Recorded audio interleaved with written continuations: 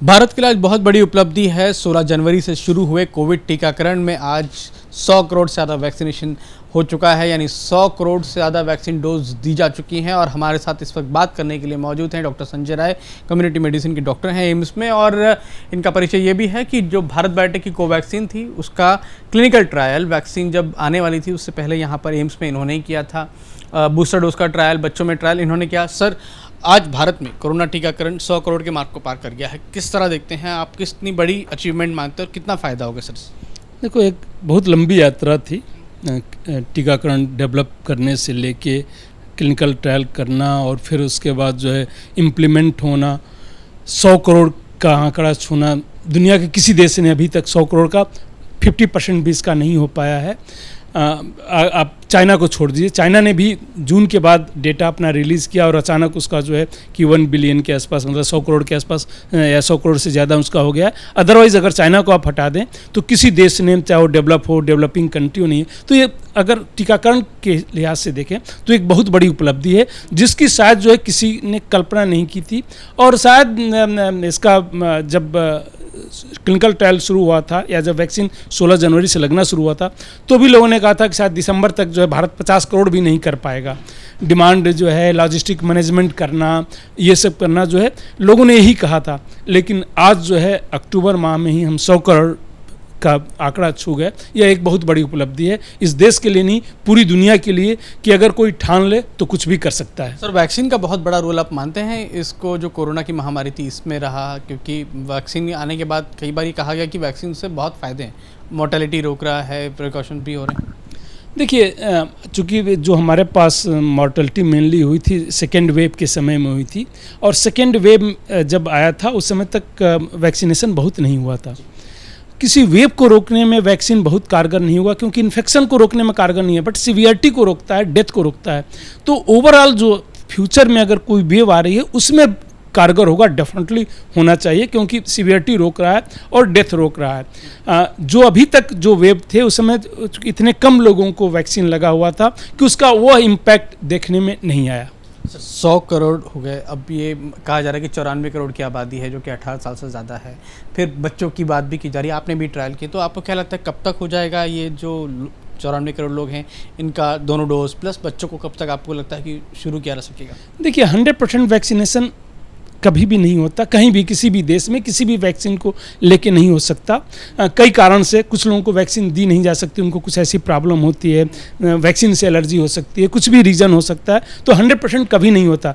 100 करोड़ होना ही मैं उसको 100% मान के चल रहा हूँ, इतनी बड़ी उपलब्धि है। आप दुनिया के किसी भी देश से कंपेयर कर लें, इतनी बड़ी उपलब्धि इतनी तेज़ गति से जो है पाना ये छोटी बात नहीं है। और इसका सबसे बड़ा शायद कारण मैं अगर देना चाहूँ तो पॉलिटिकल विल को दूंगा कि जो राजनीतिक इच्छा शक्ति है, लोगों के कितनी भी कंट्रोवर्सी क्रिएट की गई, लेकिन फिर भी जो है राजनीतिक इच्छा शक्ति अगर हो तो कुछ भी किया जा सकता है। यह इस बात का द्योतक है 100 करोड़ आज पूरा हो जाना अक्टूबर माह में। प्रधानमंत्री ने खुद जो है इसको मॉनिटर किया, चाहे वो वैक्सीन मैन्युफैक्चरिंग हो, सारे ये जहाँ पे वैक्सीन बनती है वहाँ पे जाके खुद को देखना, क्लिनिकल ट्रायल के भी को खुद मॉनिटर करना। तो जब प्रधानमंत्री किसी भी कंट्री का या जो सर्वोच्च पद पे बैठा हुआ है वह अगर मॉनिटर करता है तो उसमें तेज़ गति आ जाती है। और हर लेवल पे, चाहे वो रेड टेपिज्म हो जहाँ पे महीनों तक मीटिंग नहीं होती थी, मीटिंग सेम डे करके जो भी डिसीजन लेना है, फेवर में लेना, अगेंस्ट लेना, बस सेम डे होना। तो जिस तेज़ गति से वैक्सीन डेवलप हुआ, वह जो तेज़ गति से डेवलप हुआ है उसमें साइंस में बहुत कंप्रोमाइज़ नहीं किया गया, क्योंकि पैरेलल होते रहे एक्टिविटीज़। पैरेलल जो है फेज़ 1 के बाद फेज़ 2 पैरेलल शुरू कर दिया गया, फेज़ 2 के बाद फेज़ 3 शुरू कर दिया गया, इसलिए जो है जल्दी डेवलप भी हुआ। पूरी दुनिया को विश्वास नहीं था कि हिंदुस्तान इतना जल्दी वैक्सीन डेवलप करके उस वैक्सीन को मैन्युफैक्चर भी करने लगा। हम मैन्युफैक्चर तो करते हैं, दुनिया के ज़्यादातर देशों में जो है 3/4 वैक्सीन जो है हिंदुस्तान पहुँचाता है, जो बच्चों को वैक्सीन लगती है।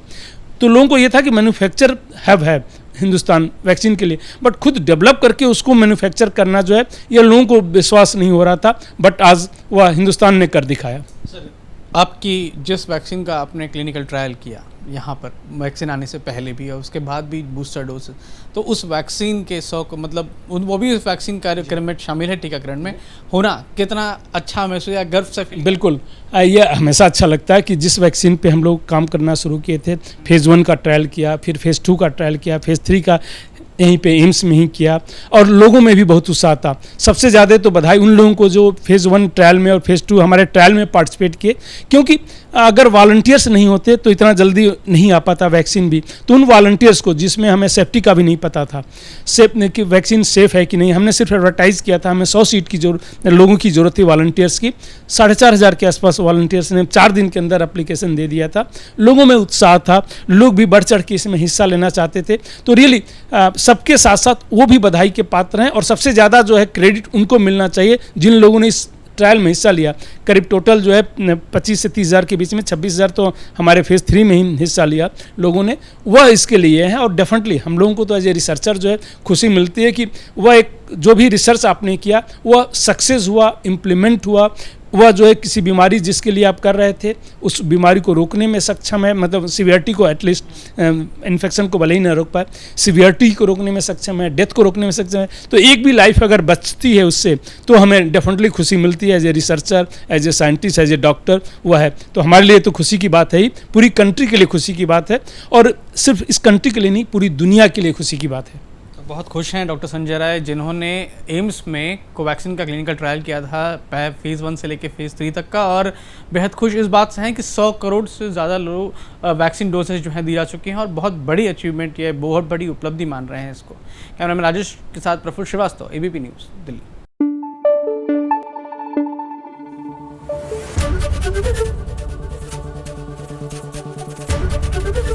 ABP न्यूज़ आपको रखे आगे।